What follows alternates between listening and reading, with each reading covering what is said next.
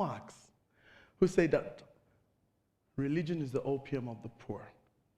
Religion has been historically used as a means to systematically oppress, suppress, and take control of resources by the elite from the poor. And please don't confuse it with spirituality. Now, as a reverend, I'll focus on Christianity, but Islam and traditional beliefs do certainly take their own share. Here I am, a reverend, okay? And why would I speak so critically of religion? Well, let me tell you a few things about myself. First, I'm a born-again Christian. I'm spirit-filled. I'm tongue-speaking.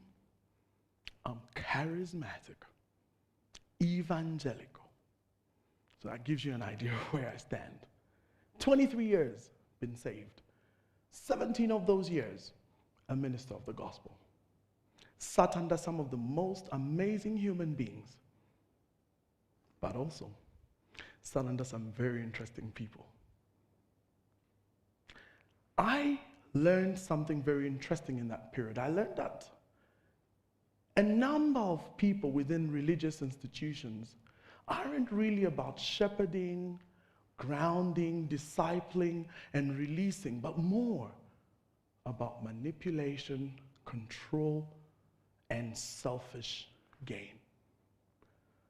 But I think the biggest lesson that I learned is just how religion, and I really use that word, religion, shackles people to personalities and institutions. I learned a very bitter truth, and here's that truth. Religion is the #1 tool for mind control from the elite for the ordinary. Now, there are five distinct ways that this happens. Now, before I do so, I have to give some credit to something.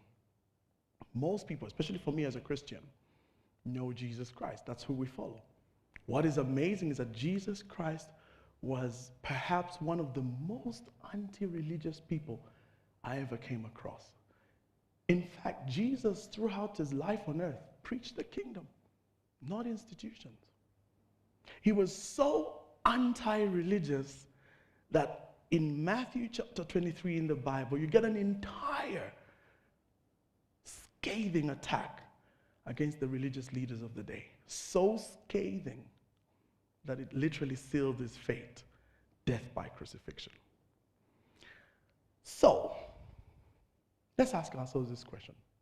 Exactly how has the ruling class used religion to oppress and suppress?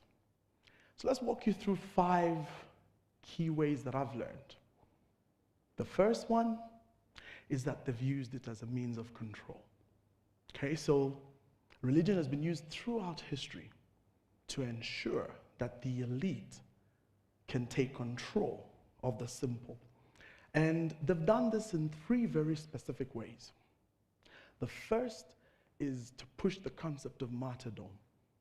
And what's that? That's basically the idea that you go out there and you do all you can, including dying, if possible, for the purposes of your religious agenda. What's so interesting is that this is done for leaders. But the saddest part, though, is that some people are so fervent about this that they go as far as blowing up people, as we know very well, through the antics of Boko Haram and Al-Shabaab. The second method is the suffering model. Okay, pie in the sky, life will be good for you when you get in the kingdom of the hereafter. So suffer, suffer, suffer. The more you suffer, the holier you are. The irony, as always, is that it's the disciples that suffer. The third one is that money is evil. And there's 2 really badly misquoted scriptures that are used to exacerbate this. The first one, and you all know it, it is easier for a camel to go through the eye of a needle than for a rich man to enter the kingdom of God. And the second one, just as badly misquoted, the love of money is the root of all evil. Ladies and gentlemen, those two statements have done more harm towards wealth creation and the concept of wealth in Africa. Global Finance Magazine 2020 figures. Of the 20th poorest countries in the world, 16 are in Africa. 16. I mean, just think about that. Ask any African. We pray the most. We fast the most. We're the most fervent religious people I know. And yet, all the poverty. So does that mean prayer doesn't work? Of course it does. All I need to do is just point you to countries that are religious but very rich. The USA, Israel, United Arab Emirates, Bahrain. So if there are countries that are rich, yet there are people that are poor like us, something is wrong. Anyway, let's get back to our list, shall we? At number 4, or is it number 2? Let's go with number 2 because that was number 1. So number 2 is the justification of kingdoms and empires. There's a reason, ladies and gentlemen, why in chess you have castles, you have king, queen, and a bishop and a knight. You see, there is no greater person that can justify political control than a religious person. And so, throughout history, religion has justified the elite. They call them the noble. They call them the blue blood. And if you bring it close to home, they're called the anointed. Third is slavery. And it's one of the darkest chapters in the history of mankind. I mean, for a period, a group of people came, forced religious Christianity on another group, and then captured and enslaved them, shipped them across the Atlantic as slaves.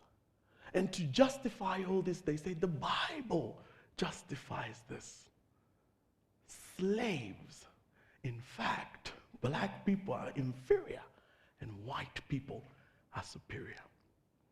And it took centuries before abolitionists and human rights activists came round to fight this revulsive behavior.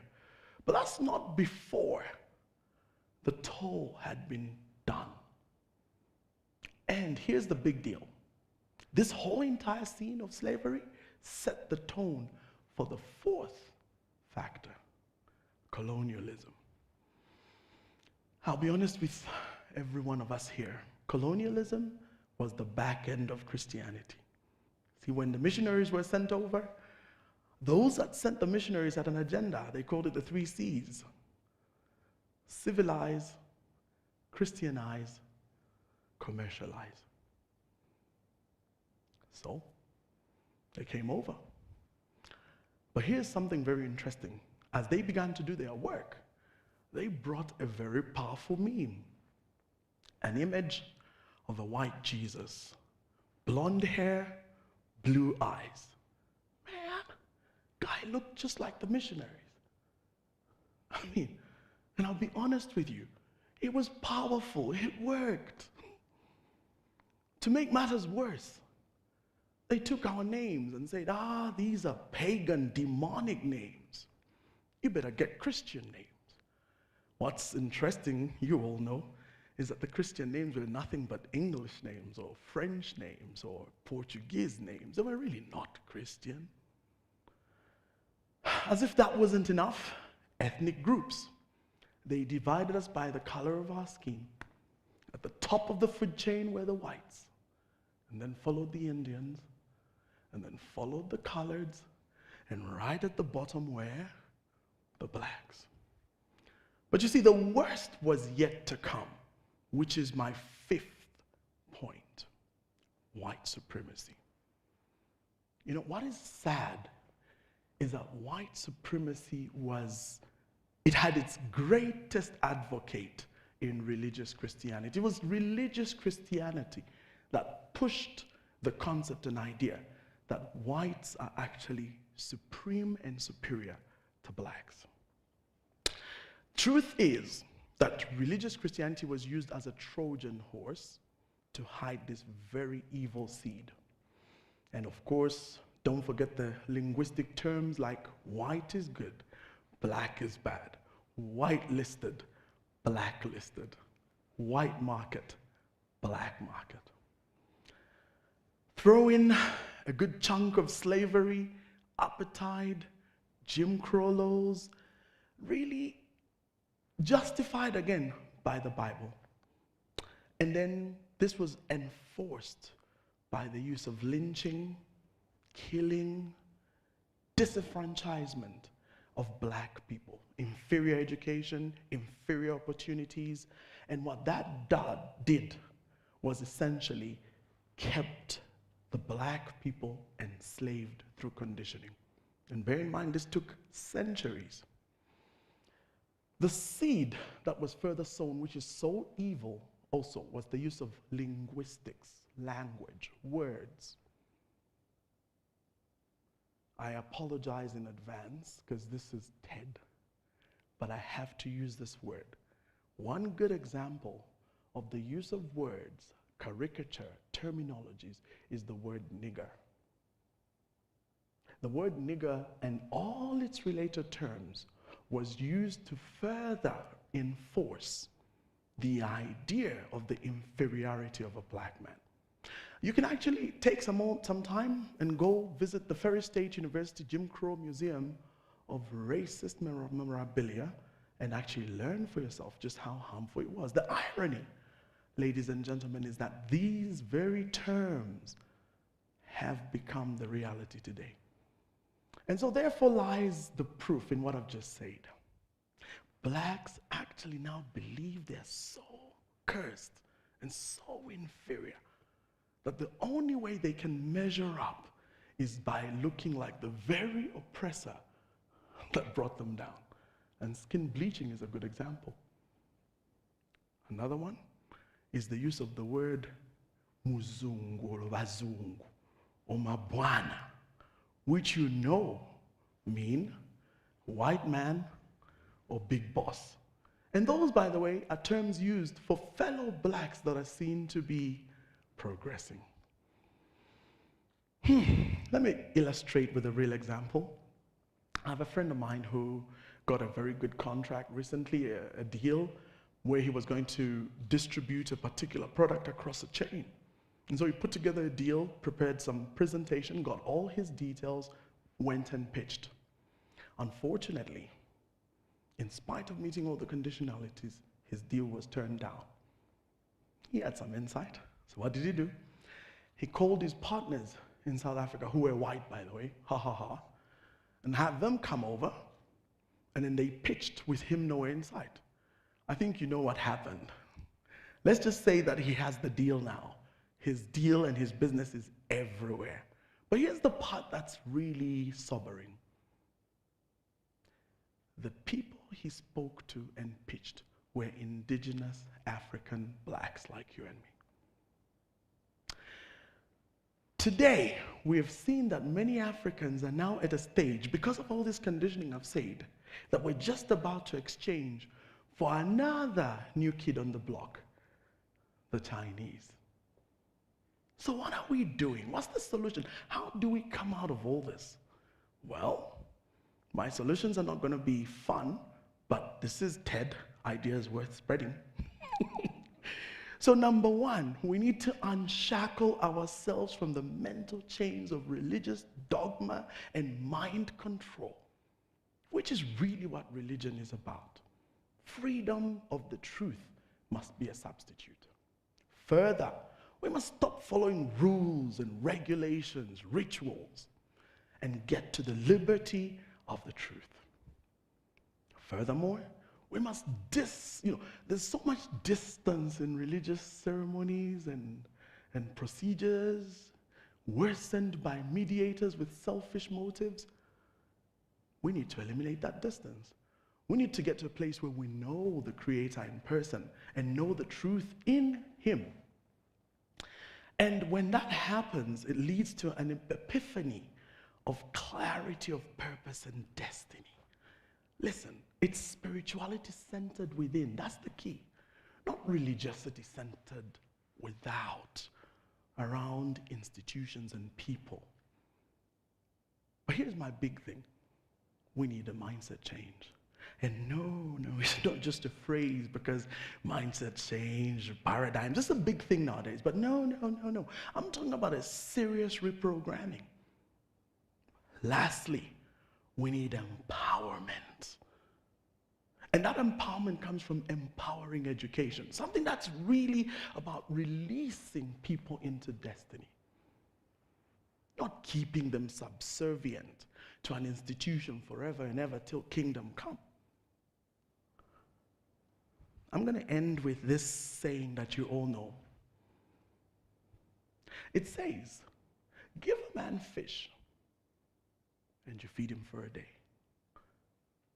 But teach the man to fish and you feed him for a lifetime. But you know something? I want us to be disruptive completely. Forget about teaching the man to fish. Here's the deal. Empower the man to own the lake. And you feed him for generations after him. Ladies and gentlemen,